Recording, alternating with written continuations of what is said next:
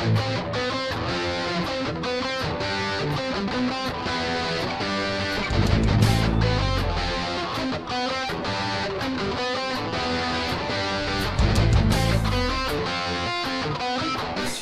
podermos despertar a atenção sobre este assunto tão importante. Capítulo 21, então, do Evangelho segundo Lucas, versículo 25 até ao 32. Lucas 21, 25 até ao 32. Fará sinais do sol, da lua, das estrelas, na terra, angústia das nações, em perplexidade pelo bramido do mar e das ondas. Homens desmaiando de terror na expectação das coisas que sobrevirão ao mundo, porquanto os poderes do céu serão abalados. Então verão vir o Filho do Homem numa nuvem, com poder e grande glória. Para quando essas coisas começarem a acontecer, olhai para cima e levantai a vossa cabeça, porque a vossa redenção está próxima. E disse-lhes uma parábola: olhai para a figueira e para todas as árvores. Quando já começam a brotar, vós sabeis por vós mesmos, vendo-as, que perto já está o verão. Assim também vós, quando virdes acontecer essas coisas, sabei que o reino de Deus está perto. Em verdade vos digo que não passará esta geração até que tudo aconteça. Meus irmãos, estamos aqui a ler um texto que muitos conhecem, a chamar-se o Sermão Profético. Ele está descrito, está narrado em Mateus, capítulo 24, em Marcos, capítulo 13, e também neste texto, cujo final nós agora acabamos de ler. O Sermão Profético tem muito mais matéria, os irmãos em casa poderão ler, mas como nós sabemos, todo ele gira à volta de um grande acontecimento. E o grande acontecimento é aquilo que se iria dar daí a algum tempo, depois que o Senhor, o Messias, falou estas palavras para os seus discípulos. É importante nós sabermos, meus irmãos, que o Senhor sempre prepara o seu povo de antemão. Nós nunca somos apanhados, ou não devemos ser apanhados de surpresa. Uma das palavras mais usadas pelo Senhor neste sermão, e em outras partes também, é vigiai. Vigiai. Para que não sejais apanhados desprevenidos. Se nós soubéssemos quando o ladrão chega à nossa casa, a gente punha trancas, punhamos a polícia toda em serviço, mas como nós não sabemos, às vezes nós nos descuidamos, às vezes nós dizemos: nunca me aconteceu, também não é hoje, né? Era faltava agora. Mas às vezes, inesperadamente, as coisas acontecem. Há muita gente que pensa que está salva, há muita gente que pensa que está segura, porque frequenta a igreja, porque dá o seu dízimo, porque é boa pessoa, porque se relaciona bem com os outros, mas é importante nós percebermos bem qual é a realidade da salvação, qual é a segurança da salvação, qual é a certeza que está dentro de nós. De facto, nós já assumimos o nosso compromisso com Cristo, se de facto nós o confessamos publicamente, se de facto nós vivemos uma vida aproximadamente segundo aquilo que Ele espera de nós. Jesus disse: nem todo aquele que diz Senhor, Senhor entrará no meu reino, mas aquele que faz a vontade do meu Pai que está nos céus. Por isso mesmo o Senhor alerta-nos e dá-nos sinais, não nos dá datas, não nos dá uma cronologia com datas, com meses, com anos. Ainda o Senhor sempre opera segundo um calendário que Ele próprio estabeleceu, tendo como base as festas de Israel, as festas que Ele programou para o seu povo. É nessas festas, é nesses períodos que o Senhor intervém. Por exemplo, o Messias expiou os nossos pecados na festa da Páscoa, a Páscoa judaica. Não foi numa outra altura. Podia ser uma semana antes, podia ser um mês depois. Mas o Senhor escolheu exatamente o tempo do sacrifício do Cordeiro, lembrando aquilo que foi feito lá no Egito. Agora o Senhor envia o seu próprio sacrifício que expia os nossos pecados exatamente no dia dessa celebração da Páscoa judaica. E 3 dias depois, ou ao 3º dia, melhor dizendo, Ele ressuscita, tal como acontece também na festa dos primeiros frutos. Os primeiros frutos em Israel são logo a seguir à Páscoa. É uma festa muito importante, Os primeiros frutos é o primeiro fruto que sai da terra. E Paulo usa esse exemplo para dizer que Jesus é as primícias daqueles que dormem. Ou seja, ele é o primeiro fruto que sai da terra, garantindo também a nossa ressurreição. Porque o primeiro fruto é uma garantia de que virá outro fruto a seguir.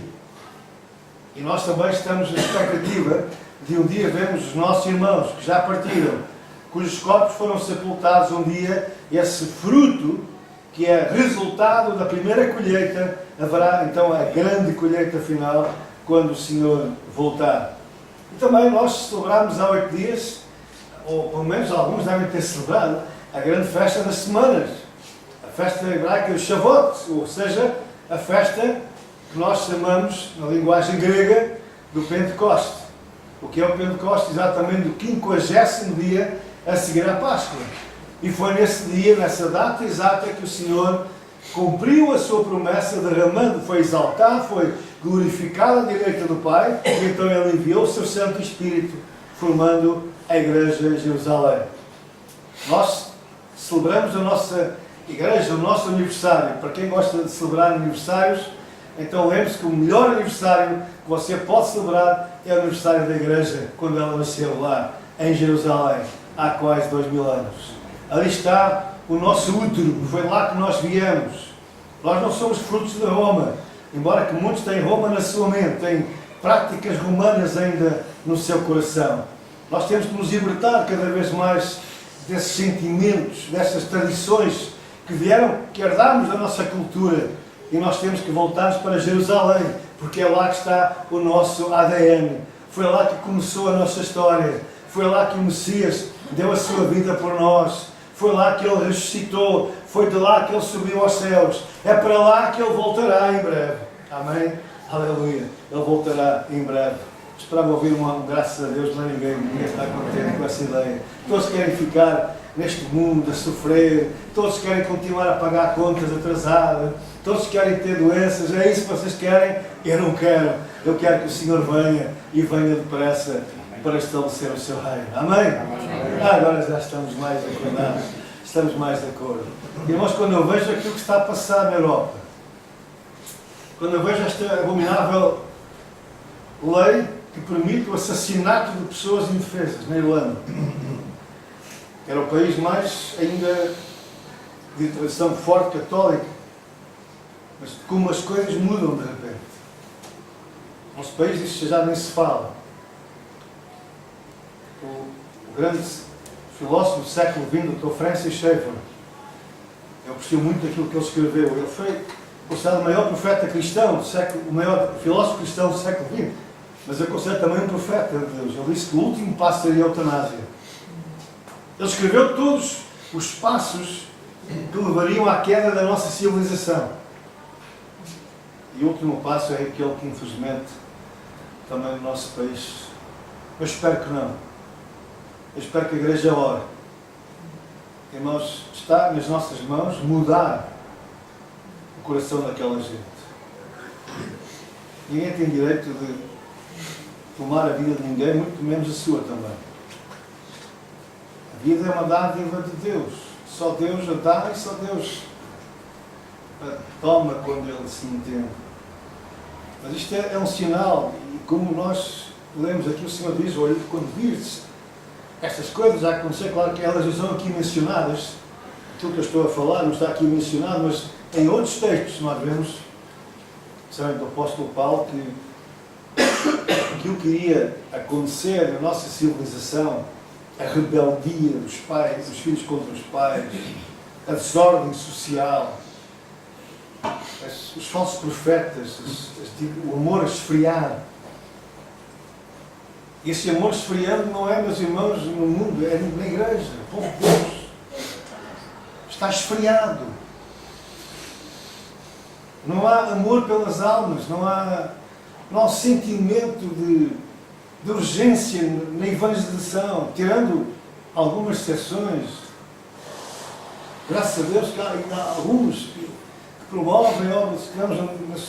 Fez ontem aqui uma conferência missionária e ficámos extremamente comovidos, emocionados, desafiados com o trabalho que alguns irmãos estão a fazer em Fátima, nas estradas para Fátima. testemunhos incríveis. Mas poucas as igrejas, aquilo que nos causa uma consternação foi o irmão dizer que, esse irmão que está ligado ao M, que está ligado a este trabalho, dizer que a maior parte das pessoas que estão a fazer este trabalho vem de fora, vem do estrangeiro. Mais de 100 jovens vieram este ano de vários países da Europa gastar o seu dinheiro, usar as suas férias para evangelizar, porque nós não estamos a fazer isso. É muito fácil cantar, Senhor, conta comigo, estou nas tuas mãos, mas é uma mentira, porque nos pede a ação, nós ficamos imobilizados.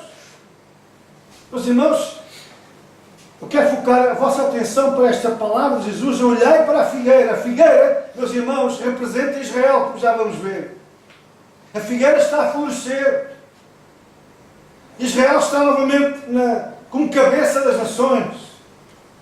Israel é o grande sinal de Deus para que nós possamos olhar e ver que o tempo está próximo. Não é tempo para brincadeiras, não é tempo para estarmos a manter as nossas tradições confortáveis. Meus irmãos, é tempo de ação, é tempo de envolvimento, é tempo de sacrifício. Porque o espírito das trevas está, meus irmãos, a crescer na nossa sociedade. As pessoas chamam bem aquilo que é mal e chamam mal aquilo que é bem. Nós vemos o entendimento das pessoas está como que obliterado. As pessoas não percebem muitas vezes, nós falamos para elas o Evangelho e parece que estamos a falar chinês, não é verdade? E tentamos simplificar a mensagem. Eu pensava que às vezes era a minha linguagem muito bíblica, não é? Que as pessoas não entendiam, mas mesmo tentando simplificar para a linguagem corrente, linguagem de café, vamos dizer assim, as pessoas parece que têm um bloqueio. Porque está a acontecer aquilo que o Senhor falou através de Paulo em Romanos 1, já que eles não dão ouvidos à verdade, virá sobre eles um espírito do engano, para que não creiam na verdade. Estou a falar da nossa civilização ocidental. Não estou a falar do progresso fantástico do Evangelho em outras partes do mundo, onde as pessoas estão receptivas, onde as pessoas bebem com ansiedade mesmo em países islâmicos. O que está a acontecer hoje em algumas partes do mundo islâmico, irmãos, é brutal, é fantástico. Mas o mundo ocidental, o mundo chamado pós-cristão, nós rejeitamos, nós viramos as costas aos valores de vida, o próprio respeito pela vida, a dignidade pela vida humana. E, meus irmãos, pagaremos um alto preço. E a verdade é que as pessoas criam outros ídolos, criam outras alternativas para centralizar ou preencher as suas necessidades emocionais e colocam outros altares na sua vida, colocam outras coisas que preenchem e que canalizam, para onde canalizam os seus sentimentos. Mas nós, irmãos, temos que ter uma postura de diferença em relação aos demais. Nós fomos tirados do mundo da ignorância, das trevas. Trevas simbolizam a ignorância espiritual. Nós não vivemos mais nas trevas, na ignorância espiritual, daí a necessidade de diariamente nós buscarmos luz da palavra. Mas nós não podemos dar-nos ao luxo de sair para a rua das nossas casas sem levar luz connosco, sem levar a orientação, porque vamos enfrentar muitos embates, vamos encontrar inimigos, vamos encontrar gente que nos quer mal, vamos encontrar dificuldades na vida corrente, vamos encontrar más notícias, vamos encontrar situações que nós não esperávamos encontrar se nós não formos abastecidos, se nós dependemos só do culto de domingo de manhã, meus irmãos, nós estamos perdidos. Nós temos que diariamente buscar do Senhor conforto, direção, instrução, sabedoria para podermos enfrentar os dias maus. Se nós assim não fizermos, meus irmãos, nós estamos a sucumbir. Estamos a cair naquilo que o diabo mais quer, que é que o crente se torne um religioso.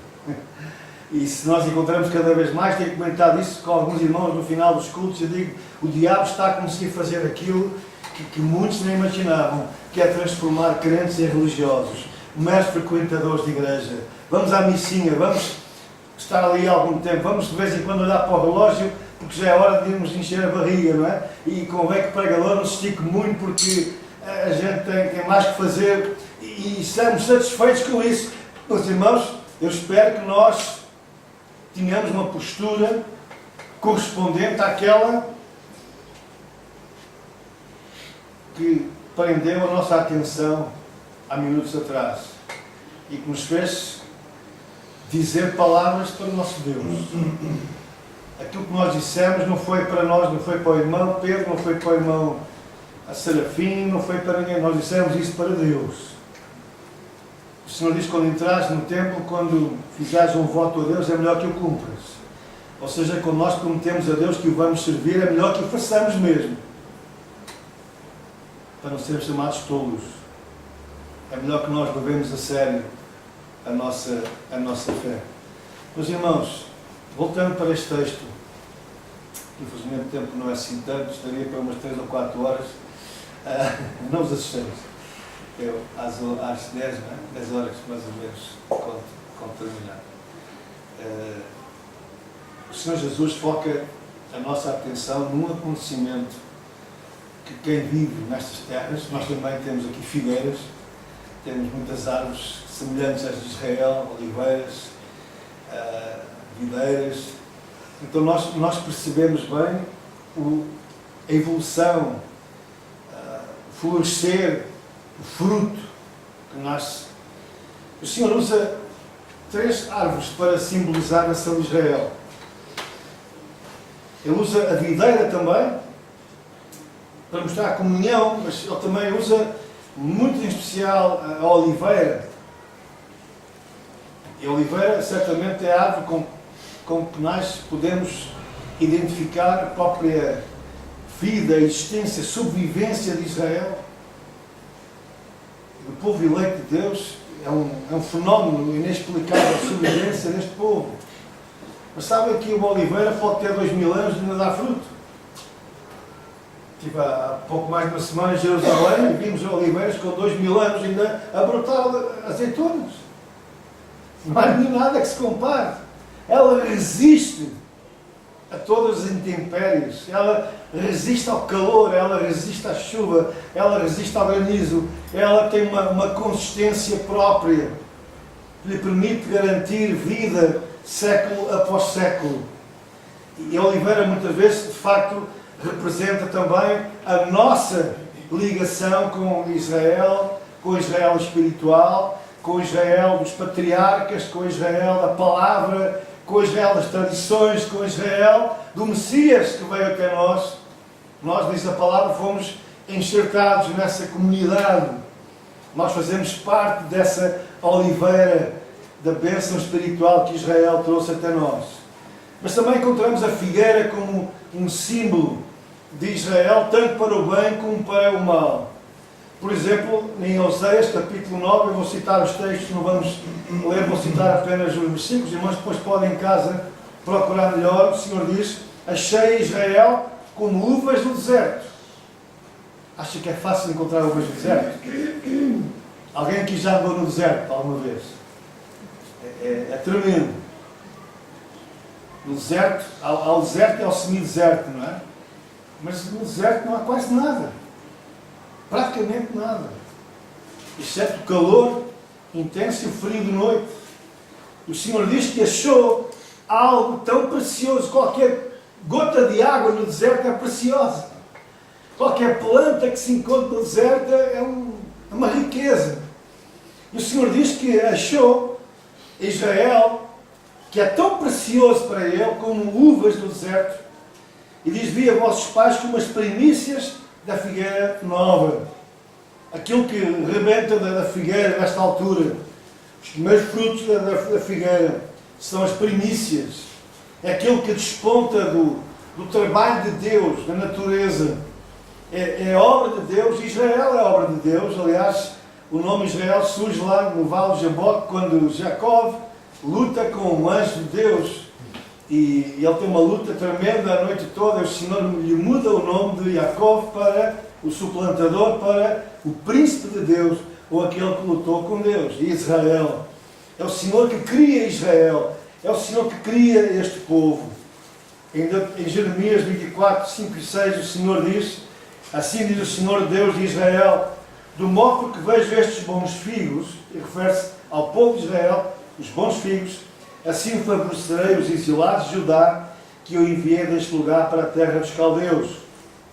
Porei sobre eles favoravelmente os meus olhos, e os farei voltar para esta terra, edificá-los-ei, e não destruirei, plantá-los-ei, e não os arrancarei. Isto se refere àquilo que o Senhor tem feito nestes últimos dias, para que nós possamos, nós os crentes gentios, possamos entender o que Deus está a fazer, usando novamente a figueira, o brotar da figueira, o fruto que a figueira está a produzir ao fim de 2000 anos. Essa figueira que tipifica Israel esteve durante 2000 anos sem dar fruto. Esteve fora, esteve seca. Agora nós vemos o fruto que Israel está a produzir para o mundo. A figueira é uns 7 produtos, o figo é uns 7 produtos. Deus estabeleceu 7 frutos da terra, tanto cereais como frutos, e que simbolizam a bênção de Deus, simbolizam a paz que o homem encontra. Nós encontramos essa descrição sobre o reino milenar de Cristo, o homem debaixo da sua figueira e debaixo da sua oliveira. O homem vivendo em paz, vivendo em fartura, vivendo em prosperidade, vivendo em alegria. Isso simboliza a prosperidade do reino de Deus que há de vir sobre a terra. Miqueias 4:4 diz: assentar-se-á cada um debaixo da sua videira e debaixo da sua figueira, e não haverá quem os espante, porque a boca do Senhor dos Exércitos o disse. Meus irmãos, haverá o dia, está próximo, em que o Senhor virá intervir novamente sobre esta terra, irá trazer o seu juízo, um juízo terrível, tal como Deus trouxe juízo sobre o Egito através de 10 pragas. Deus irá repetir a dose, mas agora será sobre o Egito, que simboliza o mundo inteiro, e sobre o faraó, que representa o anticristo. Eles serão destruídos na batalha do Armagedon, será o final do juízo de Deus, e depois o Senhor virá triunfalmente com os seus para estabelecer o seu reino milenar aqui na terra. Então assim irá acontecer.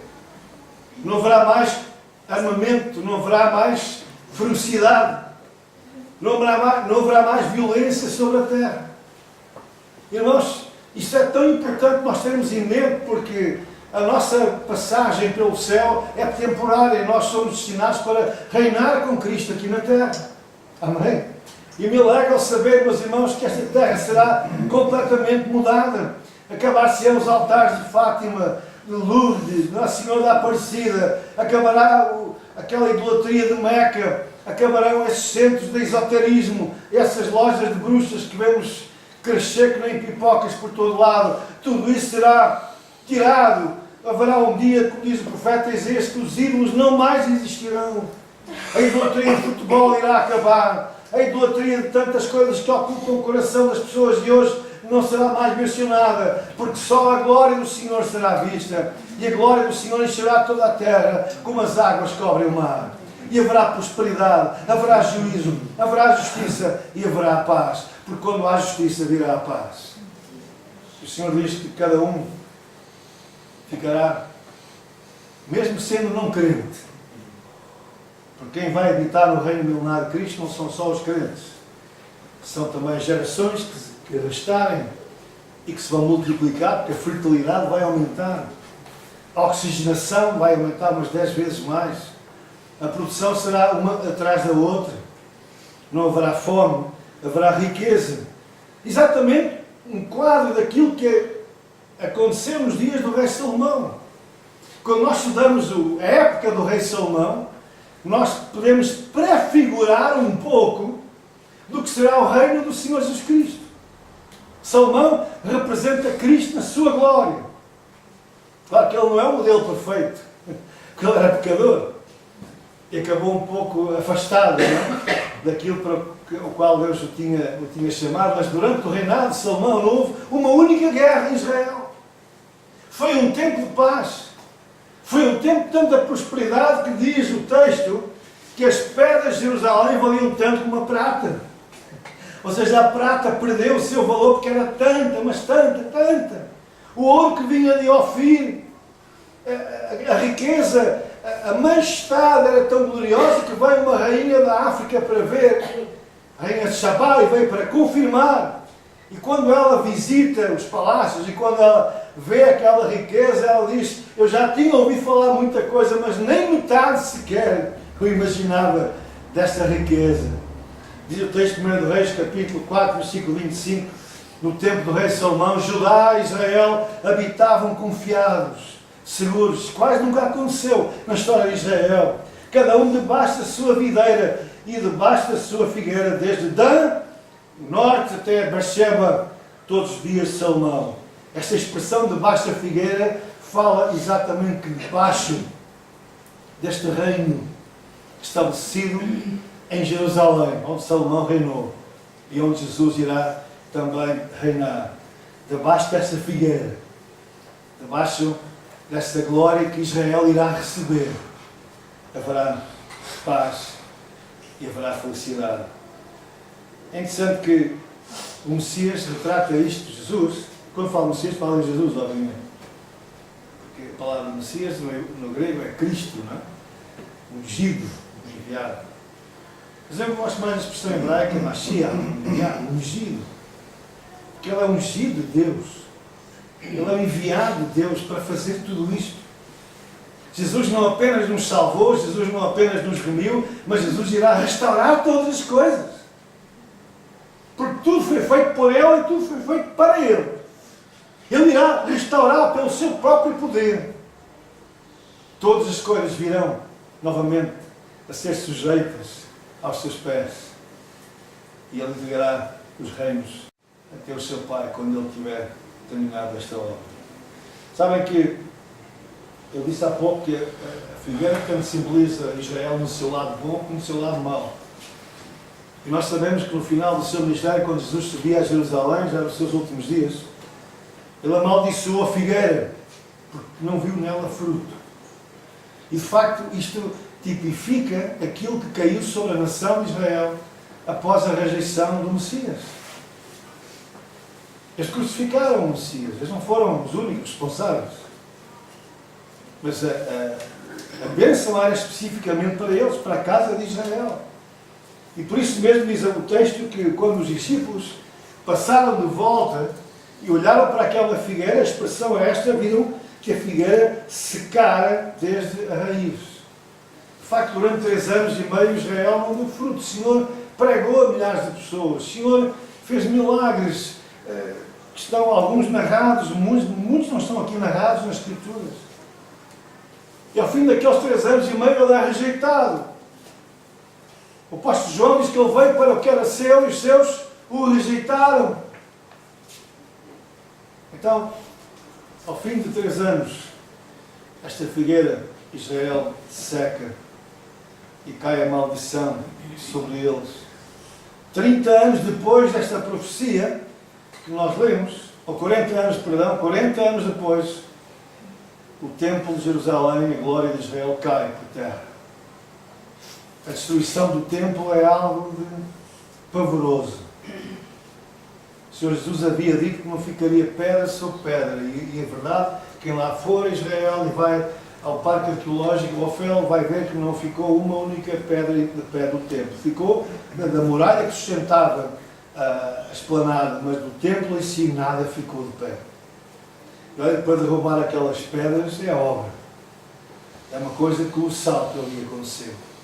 Um massacre da população de Israel, diz o historiador Flávio José, que chegou a cerca de 1 milhão de pessoas que foram mortas. O sangue corria pelas ruas como se fosse num dia de chuva a água correr. As mães chegavam ao ponto de tirar os seus filhos, fetos ainda, e cozinhá-los para sobreviver. Foi algo horrível, nunca visto. E o Senhor alertou acerca disso e muitos judeus messiânicos, aqueles que creram, eles deram ouvidos e fugiram para as montanhas. Fugiram para o norte, fugiram para a região de Pela, na atual Jordânia. Ali estabeleceram uma enormíssima cidade que está só no início da sua escavação. Uma cidade onde eles edificaram as suas casas. Eles deram ouvidos, às palavras de Jesus e escaparam e sobreviveram. O Senhor Jesus continua a sua narrativa dizendo que depois disso ter acontecido, Jerusalém seria pisada, dominada pelos gentios. Até um dia, até ao dia, eu creio, ele diz aqui até que o tempo dos gentios se completa. Eu penso que se acabou, ou concretizou-se no dia 7 de junho de 1967, quando, através de uma intervenção sobrenatural de Deus, Israel ganha uma das piores guerras da sua história, a Guerra dos 6 Dias. Em 6 dias, Israel consegue dizimar a aviação egípcia, consegue trazer uma derrota terrível contra os seus inimigos. E mais importante ainda, ao fim de 2000 anos de Jerusalém lhes ter sido tirada, eles voltam de novo à sua cidade, reconquistam a cidade de Jerusalém. E para eles, para os judeus, crentes na palavra, foi o cumprimento das profecias. De facto, Jerusalém voltou à mão do povo de Israel. Está sendo gerida. Por isso a cidade é tão contestada. Por isso você vê as notícias a distorcer a verdade. Você ouve os nossos telejornais a dizer a capital de Tel Aviv, o governo de Tel Aviv é uma grande mentira, é uma grande farsa. O governo de Israel, a capital de Israel, é e sempre será Jerusalém. E o presidente norte-americano Donald Trump tomou uma atitude corajosa. Eu não me importa a vida moral dele, não me importa porque não é isso que está em causa. O que importa é que ele foi um instrumento de Deus para mudar a história para sempre. E não só a América vai ser abençoada, mas aquelas nações que abençoarem Israel, confirmando que a sua capital é Jerusalém, essas nações irão recolher a bênção. Eu creio que sim, porque essa é a promessa de Deus. E assim tem sido provado pela história. Eu podia passar horas e horas e horas a narrar-vos acontecimentos que aconteceram, tiveram lugar, quando nações se puseram do lado de Israel ou do povo judeu e receberam a bênção. Mas também, pelo contrário, quando os judeus foram maltratados, foram expulsos, como aconteceu com Portugal, em 1496, a glória das nações caiu. Porque neles está a eleição, neles está a bênção. Deus os escolheu para serem uma luz entre as nações. E aqueles que se colocarem contra Israel e contra o povo de Israel estão a colocar-se contra o povo de Deus. Porque o Senhor diz, aquele que tocar neles, toca na menina dos seus olhos. Nós estamos a usar muito esse texto para nós. E claro que Deus nos ama profundamente e Deus nos protege. Mas vejam que a primeira aplicação desse texto tem a ver com o povo judeu, com o povo de Israel. Aquele que tocar naquele povo está a mexer com Deus. E não aconselho a ninguém a fazê-lo. Um presidente da Venezuela, Hugo Chávez, ele era um antissemita, também anticristão, obviamente. Ele disse numa conferência na América Latina, que está gravado, está nos YouTube, vocês podem consultar. Ele decretou a maldição. Ele estava saudável, era um homem novo, mais novo que eu. Ele disse, do fundo de minhas entranhas, em espanhol, eu amaldiçoo. Foi o que ele disse. Não sei o que os judeus lhe fizeram. Ele não apenas disse que não gosta, que detesta, mas ele amaldiçoou. E usou a expressão do fundo de minhas entranhas, do fundo das minhas entranhas. Nós diríamos do fundo do meu coração, não é? Sabe o que aconteceu? Exatamente um ano depois, ele morreu com uma doença surgida do fundo das suas entranhas. Morreu com um câncer nos intestinos. Ele provocou Deus. Ele provocou Deus. E podíamos contar muitos e muitos e muitos casos desses. Meus irmãos, eu estou a falar sobre isto. Alguns podem pensar que eu estou a falar de questões políticas. Eu não estou a falar de questões políticas. Eu estou a falar da história confirmando aquilo que Deus fala com aviso para nós. E quando nós vemos esses acontecimentos, é importante que conheçamos a história, meus irmãos. Nós não podemos mudar a história, é óbvio que não, mas podemos aprender com ela. Não é verdade?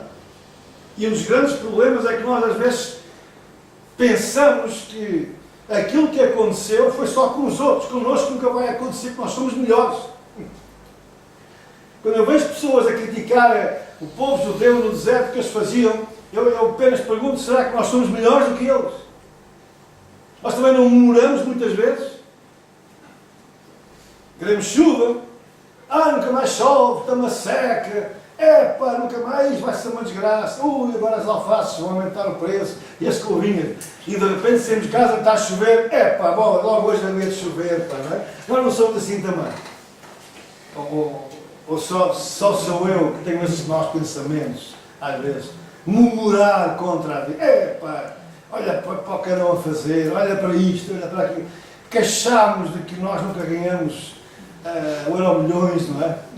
Que se a gente não joga, então nunca vai ganhar, não é? Mas que a vida nunca nos corre bem. Para aquela pessoa que passou à minha frente no emprego, aquilo era para mim, não é? Olha aquela moça que eu tanto gostava, aquele tipo, não é? A conseguir passar à minha frente. Seja o que for, coisas, oportunidades que nós perdemos, sentimos injustiçados num negócio, numa perda, seja o que for. E às vezes eu digo, lá em casa, vocês nunca vão encontrar explicação porque é que o ímpio prospera. Mas, queridos irmãos, há muito ímpio que prospera. À base da corrupção, a gente todos os dias liga à televisão e só agora mais este, agora mais aquele. É tudo à base da corrupção. Se você quer prosperar dessa maneira, talvez seja fácil. Mas você não vai dormir tranquilo. Você não vai conseguir viver bem consigo mesmo. Porque mais tarde ou mais cedo, diz Jesus que não há nada encoberto que não venha a ser descoberto. E a gente diz assim, isto aconteceu há 10 anos e só agora é que foi descoberto. Jesus disse, não há nada encoberto que não venha a ser descoberto. Mas pior ainda é que vamos ter que dar contas a Deus. E temos quebrado os seus mandamentos. Queridos irmãos, mais vale a fraqueza do salvo, a pobreza do santo, do que a riqueza acumulada através da injustiça. É isso que Salomão nos fala em Provérbios. Por isso, irmãos, nós quando vemos estes acontecimentos, e eu vou chegar ao final, porque isto foi muito pano para mangas, como dizia a minha mãe, este assunto é fantástico, porque nós vemos, irmãos, o que está a acontecer hoje no mundo, o alinhamento das nações. Sabem, por exemplo, depois que os ossos secos, vistos por Ezequiel 37, que se referem à casa de Israel, ao ressurgir. Deixem-me só dar-vos um exemplo, irmãos. Israel foi fundado há 70 anos, dia 14 de maio de 48. Em 70 anos, há 70 anos atrás, a população de judeus de Israel era 600 mil judeus. Hoje, ouvidos apenas 70 anos, que é uma geração, a população de judeus é de 6 milhões e 800 mil judeus. Não há nenhuma nação do mundo, nem de perto, nem de longe, que em 70 anos tenha aumentado a sua população 10 vezes. E tenha sofrido 5 guerras. De inimigos muito mais poderosos, muito mais fortes. Israel venceu todas as guerras. E não só isso, mas conquistou território bíblico. Uma nação que já é a nação da OCDE que mais cresceu no ano passado. Uma nação que gasta uma grande parte do seu orçamento na defesa. Só cada avião F-35 que a América está a vender custa bilhões. Eles gastam uma fortuna para se defender. Mas foi a nação da OCDE que mais cresceu economicamente. É a nação dos startups maior do mundo. É a nação onde mais investimento das grandes altas tecnologias está sendo feito.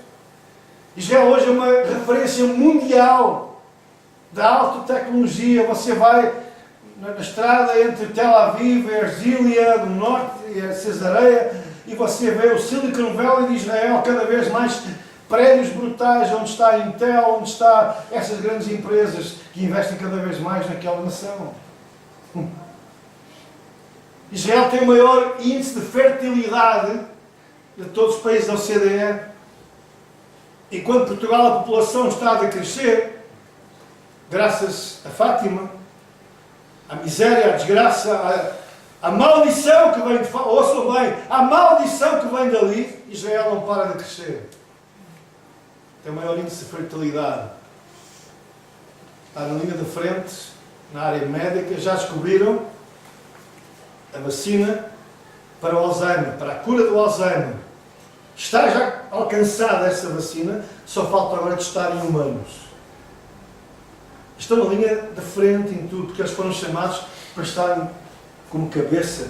Mas às vezes eu ouço, deixa-me dizer isto, às vezes eu ouço crentes de certas igrejas, você está por cabeça e não por cauda, não sei o quê. Isto não é para si, isto não é para a igreja. Isto é para Israel. Ok? Vamos interpretar a Bíblia corretamente. Não vamos fazer como alguns dizem que agora Israel deixou de existir, agora a igreja é Israel. Então se você quer as bênçãos para Israel, também recolha as maldições prometidas a Israel. Sejamos ao menos honestos. Só que isso é uma grande mentira, porque o Paulo diz que Deus não rejeitou o seu povo. Antes, pelo contrário, depois de um tempo de tribulação, todo Israel será salvo. Então se a igreja é Israel, então a igreja não está salva? Como é que é? Expliquem-me lá. Não, meus irmãos, Israel é para nós um sinal, é um relógio daquilo que Deus está a fazer, preparando o seu povo para a vinda do seu reino, mas para também apressar a nossa conduta, para afinar o nosso caminhar. Olhai para a figueira, quando virdes todas estas coisas acontecerem, nós estamos a ver sinais, nós estamos a ver sinais geológicos, nós estamos a ver um crescendo de sismos, um pouco por toda a terra. Graças a Deus que a maior parte deles não são em zonas muito habitadas. Eu sempre, todos os dias, um site com os sismos, com a quantidade de sismos, é incrível o que está a acontecer, os vulcões, a chamada linha de fogo. Irmãos, a terra está rachada, como dizia um famoso sismólogo. Nós estamos a ver as guerras e rumores de guerras. Ninguém sabe, de um momento para o outro pode rebentar algo terrível com o Irão, a Coreia do Norte, não sabe o que é que isto vai dar, mas acima de tudo na região do Médio Oriente, a destruição maciça na Síria, onde quase metade, quase meio milhão de pessoas já morreram naquela guerra. Ninguém sabe quando vai acabar este conflito com o Irão, ninguém sabe o que vai acontecer. Há pouco eu dizia o alinhamento das nações, há 50 anos atrás, o Irão chamava-se Pérsia, era amigo de Israel. E a Turquia era um dos países favoritos de destino turístico para os israelitas. Hoje são dois grandes inimigos de Israel, confirmando a palavra de Deus que depois da ressurreição dos ossos, depois daquele povo voltar à sua terra, haveria um alinhamento de nações comandado por Gog e Magog, mas também com a Pérsia, o Togarma, que é a Turquia, e outras mais nações. Sabem uma coisa? Todas elas estão mencionadas em Ezequiel 38 e 39, são inimigas terríveis de Israel e estão-se a alinhar para tentar conquistar aquela nação. Irmãos, isto é a palavra profética. Eu não estou a inventar nada. Eu não estou com manias de vidente. Eu estou nas profecias e elas estão aqui bem claras para todos nós. Isso vai acontecer. E são para nós, está aqui por alguma razão. Não, essas coisas eu não... Não, espera aí. Se você ama Deus, você ama aquilo que Deus diz. Você ama aquilo que Deus ama também. Senão então você é um falso, é um mentiroso. Você ama aquilo que Deus ama. Ou você dá crédito à palavra de Deus e você vai buscar dali referências, bússolas. O Senhor Jesus, o nosso grande mestre. Com isto eu estou a concluir.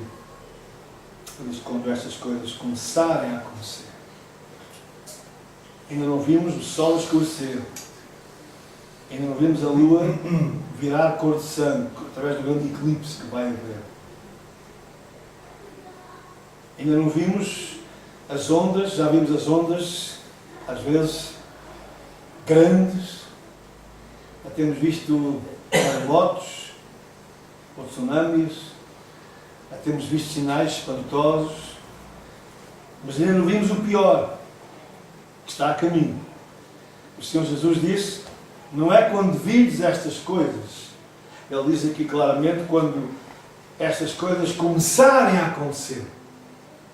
E o grande sinal, como já vos disse no início, é a figueira, Israel, que está a brotar.